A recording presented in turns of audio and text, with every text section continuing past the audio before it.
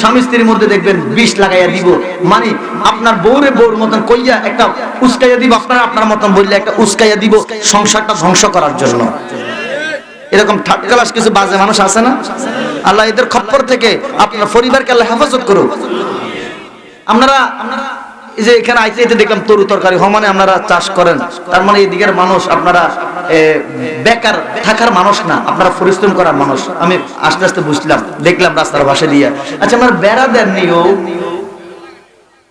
এটা লাগান না, এমনি আপনারা যে কোনো কাজে বেড়া দেন না নেই কথা কন না, বেড়া বুঝেননি?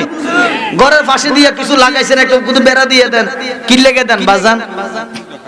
ও আঁশ মুরগা খাইবো বা আমরা ছাগলে খাইবো, গরু খাইবো, ঠিক না?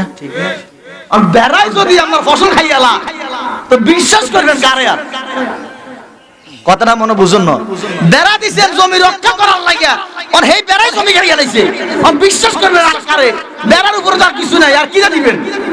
ঠিক তদরূপ আপনার সংসারটা যদি পাশের ঘরের মানুষটা ধ্বংস করে, তাহলে আপনার এই সংসার আর টিকাইতে পারবেন না।